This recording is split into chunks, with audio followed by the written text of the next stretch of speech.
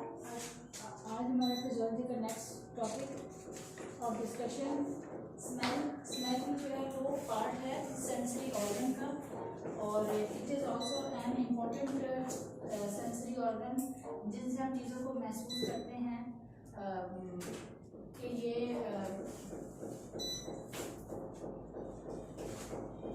Olfactory जो mucosa है, जैसे आपकी ऑल्फैक्टरी म्यूकोजा है, नेजल कैविटी में आपके ऑल्फैक्टरी सेल्स मौजूद हैं। ऑल्फैक्टरी म्यूकोजा है तो वो रिस्पॉन्सिबल है किसके लिए?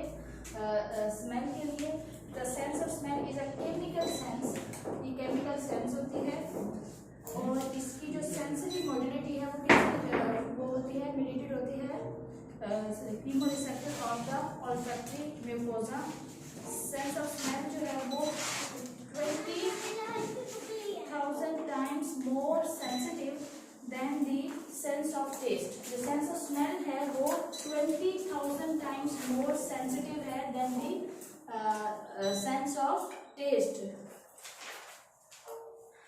इसमें जैसे इथीरियल, फ्लोरल, मुश्की, पेपरमिंटी, पेंजेंट, ये टाइप ऑफ स्मेल्स हैं जो कि आप महसूस कर सकते हैं through the sense of smell.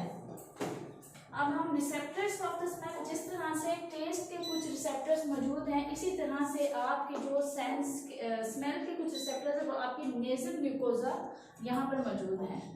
यहाँ पर आपकी जो म्यूकस मेम्ब्रेन है वो परसीव करती है जो भी आप सेंस है या वो केमिकल है, हो सकता है वो जो जिस चीज़ की आप स्मेल महसूस कर रहे हैं, फिर वो डिपेंड करता है कि उसकी नेचर क्या है।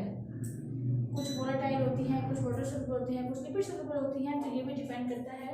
तो इसी तरह से स्मेल को सेंस करने के लिए उसके ऑल्फैक्टरी रिसेप्टर सेल्स लोकेटेड होते हैं in the high roof of the nasal cavity in the specialised area of the nasal mucosa. Nasal की बात कर रहे हैं तो वो नाक के हिस्से में आपके ऑल्फैक्टरी सेल्स मौजूद हैं, तो ऑल्फैक्टरी रिसेप्टर सेल्स मौजूद हैं जो कि लोकेटेड होते हैं। कहाँ पे लोकेटेड हैं वो?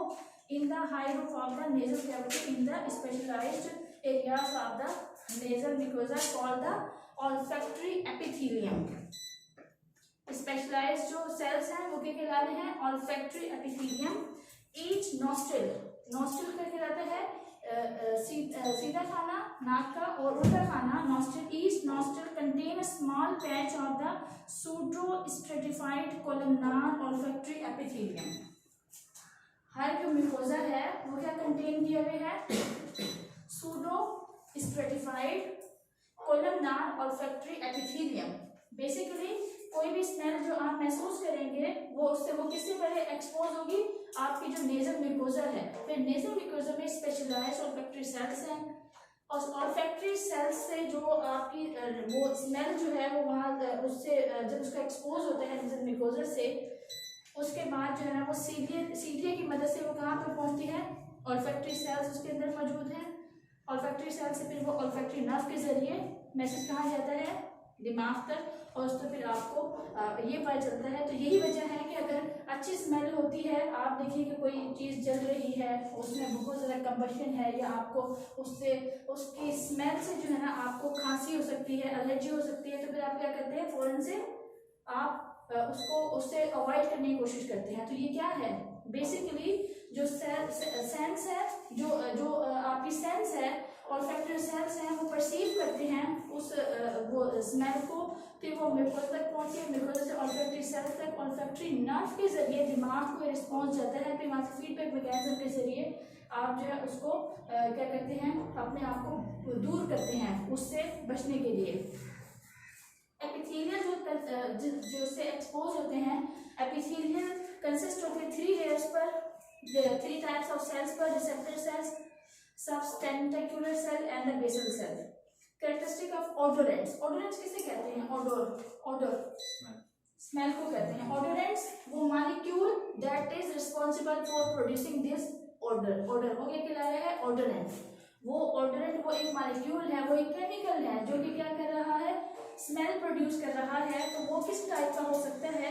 स्मेल प्रोड्यूसिंग सब्सटेंसेस वो 3 तरह के होते हैं, या वोलेटाइल इन नेचर होते हैं, या वाटर सॉल्युबल होते हैं, या फिर वो लिपिड सॉल्युबल होते हैं। अगर वाटर सॉल्युबल की बात करें तो substances must be volatile that can be sniffed into the nostril substances, जो सब्सटेंसेस वाटर सोल्यूबल होती हैं, so they can pass through the mucosa olfactory mucus olfactory cells. जो वाटर सोल्यूबल होंगी, जो म्यूकस ऑल्फैक्टरी सेल्स है, वहाँ से पास हो जाएंगे और फिर आप उसको मतलब कि महसूस कर सकते हैं। जब lipid soluble substances must be soluble so that they can penetrate the lipid bilayer of the olfactory cells and stimulate them.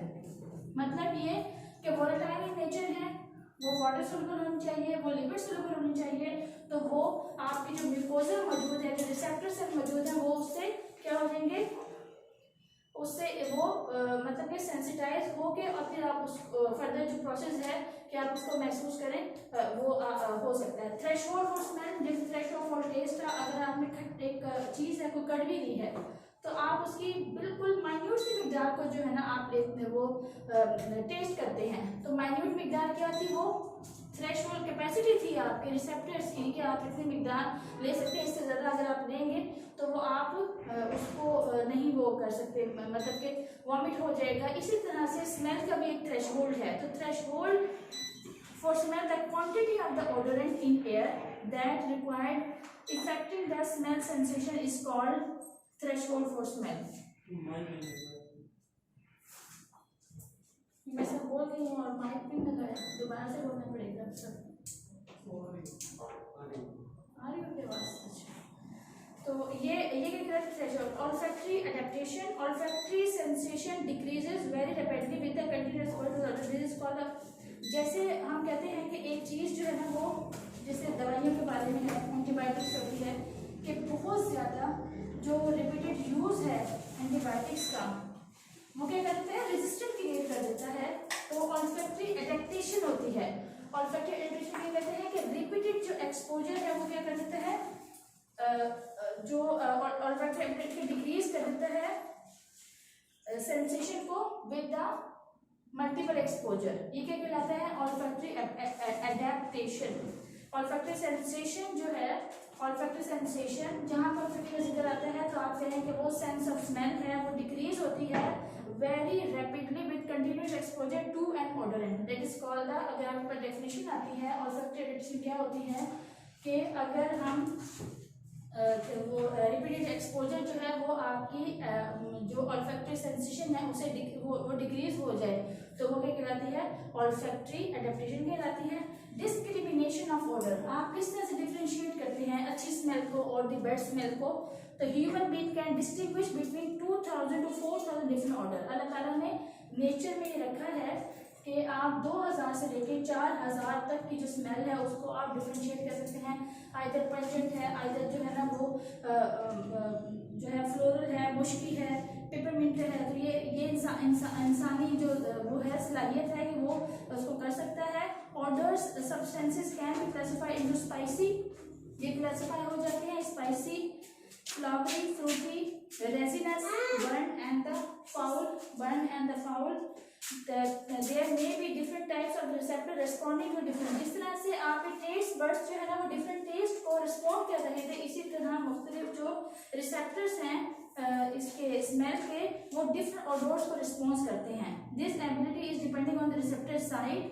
There is a close relationship between the smell and the sensual function in many species of animal. The sense of smell is more acute in the woman than in the man. वो ज़्यादा वो मतलब कि वो ज़्यादा अच्छा महसूस कर सकती है, डिफरेंशिएट कर सकती है स्मेल को as compare to the man, and it is further increase at the time of ovulation. Mechanism of odour, there are two important theories. Odour जहाँ भी है वो स्मेल के दो मैकेनिज्म हैं।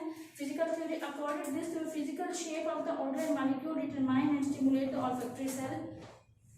कि जो फिजिकल नेचर है किसी भी सेल की, वो भी क्या करती है, स्टिमुलेट कर सकती है। फिजिकल अगर नेचर मैच करती है उस सेल से रिसेप्टर, तो वहाँ से भी जो है ना आपका जो रिस्पॉन्स है, स्मेल का जो प्रोसेस है वो एक्टिवेट हो सकता है, वो स्टिमुलेट कर सकती है उसके प्रोसेस को। जैसे हमने टेस्ट का है कि अगर वो ऑर्गेनिक है तो वो कौन सा उसको महसूस कर रहा था, स्वीट जैसा महसूस कर रहे थे, तो वो नेचर है ना, स्वीट जो रिसेप्टर साइड मौजूद है जो स्वीट को महसूस करती है, तो ऑर्गेनिक जो केमिकल्स हैं उनकी जो वो नेचर है वो मैच करती है, तो इसलिए वो रिसेप्टर उसको रिस्पॉन्ड कर रहा था। इसी तरह से फिजिकल जो नेचर है मॉलिक्यूल की वो क्या करेगी, आपकी जो सेंस ऑफ स्मेल है उसे उसे वो एक्टिवेट करेगी, उसे रिस्पॉन्स करेगी। Chemical nature odour in molecule bind chemically to the specific protein. इसी तरह से अगर केमिकल नेचर की बात की जाए कि उससे किस तरह एक मैकेनिज्म ऑफ मतलब ये इनिशिएट होगा स्मेल का, कि वो किस तरह से महसूस कर सकते हैं स्मेल को। अगर एक केमिकल नेचर है, वो केमिकल नेचर मॉलिक्यूल जो है वो बाइंड हो जाता है to the protein, specific protein that is present in the nasal mucosa and stimulate the olfact. और फिर वो क्या करते हैं, protein receptor in the membrane of the olfactory cilia. Olfactory cilia जो कि आपके वो नेजल म्यूकोसा में मौजूद है। मैकेनिज्म क्या है, ऑर्डिनरी मॉलिक्यूल जो है small particle trap by the mucus present at the nose. जब कोई भी मॉलिक्यूल होता है ये ऑर्डिनेट होती है, खुशबू है, तो उसमें डेफिनेटली आपके कुछ पार्टिकल्स मौजूद होंगे जिसकी नेचर जो है ना वो आपके जो नेजल म्यूकोसा है वो सेल में पहचान सकते हैं। वो क्या करते हैं, वो ट्रैप हो जाते हैं आपके नेजल म्यूकोसा मेम्ब्रेन से। जब वो ट्रैप हो जाते हैं तो फिर वो बाइंड हो जाते हैं। नेक्स्ट उसमें सबसे पहले फिजिकल वो हो गया, फिजिकली वो मैच हो गया, उसके बाद फिर केमिकल उसकी बात आती है, तो वो क्या होता है, केमिकली बाइंड हो जाता है प्रोटीन रिसेप्टर पे in the membrane of olfactory cilia. उसके बाद जो है इंक्रीज कर देता है permeability of the olfactory cilia membrane. Permeability का मतलब ये है कि वो सीलिया मेम्ब्रेन से जो है ना फिर आगे ऑल्फैक्टरी सेल्स तक वो पहुंच जाएंगे, वो मॉलिक्यूल ट्रैप होकर वो वहां तक पहुंचेंगे और receptor potential is produce, receptor potential produce होगा, फिर वहां से नर्व इंपल्स जनरेट होगी, एक्शन पोटेंशियल होगा, स्टिमुलेशन नर्व फाइबर वो ऑल्फैक्टरी नर्व के जरिए जो है ना पैगाम जाएगा सीएनएस तक, और फिर वहां से आपको ये पैगाम आएगा कि ये जो है ना either it is bad smell और गुड स्मेल, और आप इसको महसूस करते हैं। यहाँ हमारा आज का लेक्चर कंप्लीट है।